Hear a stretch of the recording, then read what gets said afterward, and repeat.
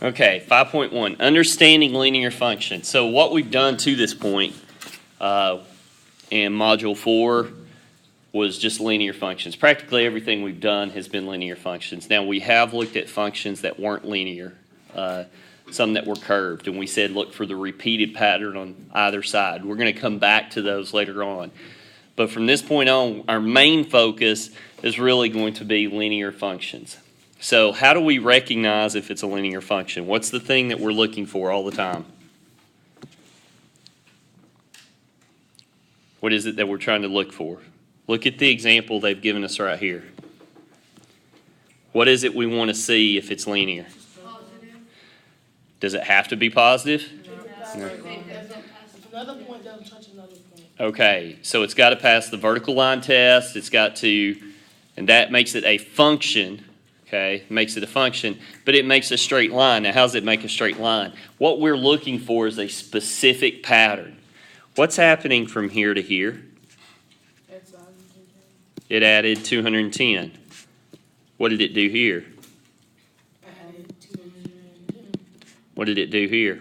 Added 210. That's how you recognize if it's a linear. A linear function is something where you add or subtract the same amount every time. What we did in the previous module was most of the time we looked at tables, but we did have some examples where we had graphs like this. So remember, we talked about how the pattern, whatever is happening right here, that pattern is our slope. Now in the previous module they called it the common difference. The common difference, but it's one and the same thing. And this again goes back to that whole notation and representation. So if we wanted to, we could represent it using a table. Now, how would I do it as a table? All I do is translate the points. So I had the point 1, 210. Had the point 2, 420. So all I'm doing is translating the points from my graph to the table itself. And again, we've talked about this before, how different representations can give you the same information. And then it says, using the table, check that x has a constant change between consecutive terms. What's that mean? Well, all you're doing again is looking here. Now, one thing you do want to make sure of is you also want to check your x's and make sure they're increasing by the same amount. Now, again, we refer to it, the book says it's common difference. We call it slope. But one of the definitions for slope is change in y over change in x. That's why you want to also make sure you check your x's as well. All right, so real quick, let's look at these discussion questions. Will a nonlinear function have a constant change in x that corresponds to a constant change in y? Will a nonlinear function have a constant change in x that corresponds to a constant change in y? No. Okay. It will not. Does everybody know what non means? Not. So a function that's not linear does not have a constant change in x with y. In other words, if it's not linear, it doesn't have a slope, okay? Change in y over change in x. So if it's not linear, that means it doesn't have a constant slope.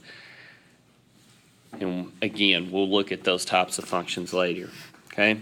Let's take the next one. Y equals x squared, okay? Now, I know this one's not linear. Why? What specifically here tells me it's not a linear function? It says not linear function. Okay, but why? Oh, wow. It tells you.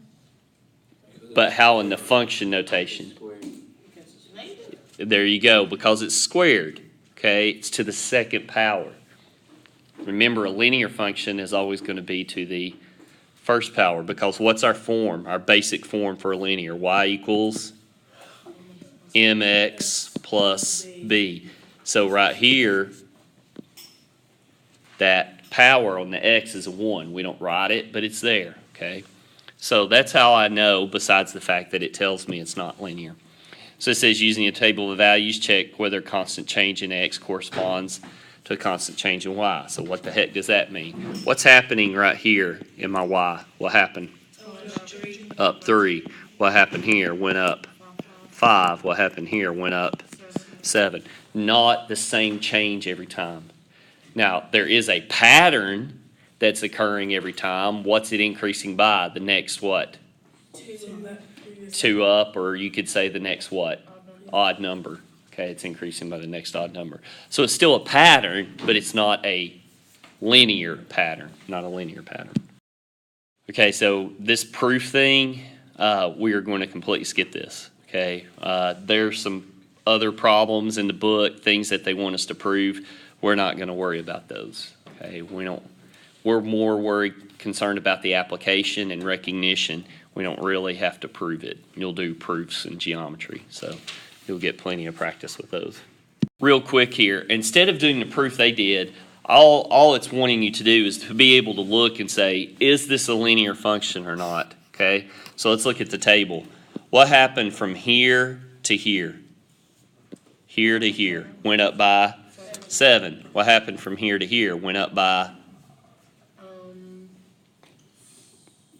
12, Close.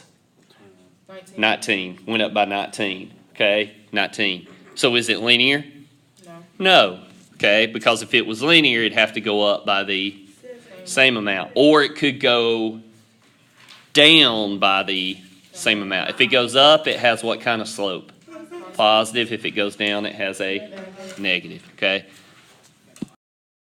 So how do you graph a function that's in standard form? Well, first of all, we got to recognize what is standard form. Okay.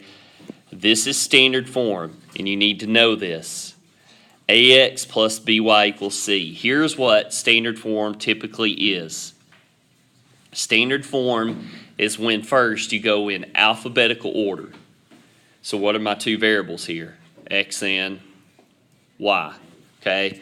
A, B, and C are not actually variables. They're actually representing number values, but my variables for this are X and Y. So the first thing is you go alphabetical order.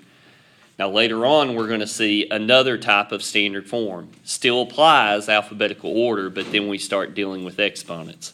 But we're not going to worry about that right now. Most textbooks teach standard form. A must be positive also. Okay? It says A, B, and C are real numbers. A and B are not both 0, because if A is 0 and B is 0, what happens to my variables if those are both zeros? They go away, right? They're not there. So you don't have a variable. So then it's not a function, okay? So they can't both be 0. One can be, but not both. Most textbooks teach also not just that these are real numbers, but that they are integers, which means they can't be what? If they're integers, they can't be fractions or decimals, okay? They can't be fractions or decimals. Now, this textbook is not teaching you that. I'm just telling you in reference for other things. A, B, and C are integers. Typically, it teaches A is a positive, okay? Now, here's the problem. If I want to graph that, I can't use my calculator the way it is, because where do we put functions in the calculator? We go to the button that says y equals. Well, here's the problem. This is not, it's not y equals. Exactly. It's not y equals. So, what do we have to do? Well, this takes us back to, I think it was module 1 or 2, where we had to solve literal equations. In other words, we've got to be able to change the form of the equation. So we're going to take the example they gave us right here. 5x plus y equals 10. And if I want to use my calculator, I got to get y by itself. So what do I need to get rid of? 5x. How do I do that? Subtract You subtract 5x. Exactly. But you can't subtract 5x from 10. Okay? But what do? We just write it as? Negative 5x plus 10. Now, why do I write it like this? That's not how they wrote it. Why do I write it like that? Because what are we always doing? Y equals mx plus b. So I'm always trying to keep it same form as that. Now, you can do it like the book did right here and write it as 10 minus 5x. Now, once I have it in that form, now I can go to the calculator and I can use the what on the calculator? Y equals. I can put it in y equals. Then after I go to y equals, now I can go to my what? Table. Now I can go to my table.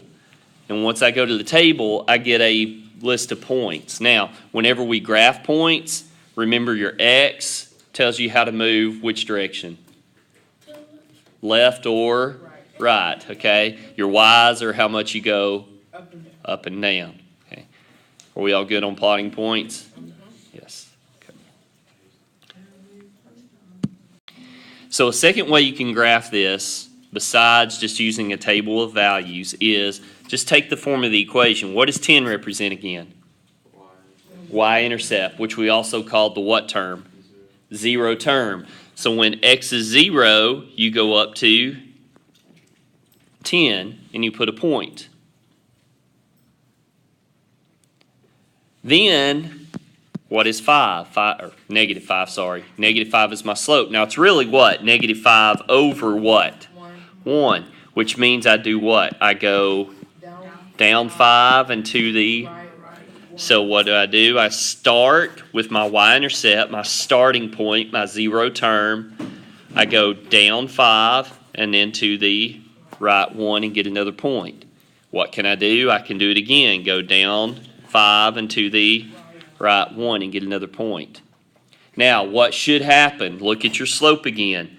My slope is a negative. What should my line be doing? My line should be going down. My slope is negative 5, and we wrote it as negative 5 over 1. Is there another way I could have written the slope? Yeah. There you go, 5 over negative 1. Now, why is that important? Because what if you run out of room? There you go. If you run out of room on the graph, now you can go up 5 and then to the left 1. So if you're plotting on a graph where one form takes you off the graph, you can use the other form to get a point on there to draw your line. So here's what I want you to do. I want you to go ahead and do example B, okay? I want you to do example B. I want you to fill in the information. I want you to change the form of the equation. I want you to be able to use the table on your calculator, and then I want you to graph the line. So I'll give you a minute to do that, and then we'll check it. Okay, so a few things you want to be careful of. One, according to them, this is standard form. Now again, I told you before, a lot of textbooks teach that A has to be positive, but for this one, they're not teaching that. Second, you got to get Y by itself if you're going to graph. If you're going to use the calculator, you got to put it in the table. Now, things to pay attention to in the table. Look at your X values. They're not going by 1s, they're going by 2s. So when you go to your table set, you start at negative 4. Your triangle table or change in table or delta X, whatever you want to refer to it, that needs to be by 2s, okay? Now you can go by 1s and just look at every other one on your table on your calculator, but make sure you pay attention to that. You plot your points. Things to pay attention to on your graph. My y-axis is going by 10s, not by 1s. My x's are going by 1s, but they only label every other line. So those are all things you got to be careful of when you're plotting your points and drawing your line. Now, I freehanded my line. I would recommend you use a ruler to draw your line. Make sure your points line up. Get it as straight as you can. So, All right, modeling with linear functions. Typically, when you model, most cases, when you model, it is going to end up being a discrete function. However, there are occasions where you model a function and it's continuous. How do you determine the difference? You got to look and see in the problem, the context of the problem, what does it represent? What does your domain, your X values represent? So here's an example. Sal opens a new video store and pays the film studios $2 for each DVD he buys from them. I could read that as $2 per DVD. Because when I think about that word per, what does that 2 represent now? That 2 represents my slope. So if I buy 0 DVDs, how much does it cost me? $0. That's why when we do our slope-intercept form, y equals mx plus b, my y-intercept is 0 because it cost me $0. That's why the function here is just 2x. Now, the context is, what is x? X is a DVD. Can you buy a half a DVD? No. No. You can't buy a fraction or a decimal DVD. So since you can't buy a partial DVD, that means this is going to be a discrete function because they're just individual points. You buy 1 DVD, it's $2. You buy 2 DVDs, it's $4. 3, so forth, so on. So when you're reading the problem, you've got to understand the context in order to determine what type of function it is, continuous or discrete. So let's do this one together. Elsa rents a booth in her grandfather's mall to open an ice cream stand. She pays $1 to her grandfather for each hour of operation. The amount Elsa pays each hour is given by f of x equals x. Now really what is here is a 1. There's a 1 there, okay? We don't write it, but it's there. That's the $1 for each hour of operation. So if she works, or if she's there 0 hours, how much did she pay? $0. She 1 hour she paid $1. 2 is 2, 3, 4. So pretty easy values there. Is this discrete or is this continuous? This is a discrete function again because it's per hour, not per minute, not per second. Okay, none of those things. So then you just plot your points. Now pay attention, your y is going by halves, okay? Not by ones like your x-axis. So 2 is 2, 3 is 3, and 4 is 4. So this is a discrete function. The domain is, okay? So what was our domain for this particular one? 0, 1, 2, 3, 4. There you go, 0, 1, 2, 3, 4. What's our range? 0, 1, 2, 3, 4. Yeah, this one's easy. 0, 1, 2, 3, 4. I know. Okay, so here's your assignment for this one. You're going to be doing problems 1 through 12. That is all of those. 1 through 12 and 13 through 23 odd. So 1 through 12 and 13 through 23 odd. Now, real quickly, these first directions. Determine if the equation is linear. If so, graph the function. So do you graph it if it's not linear? No, you only graph it if it is linear. Okay, so the first thing is look, see if it is a linear function, then graph it if it is linear.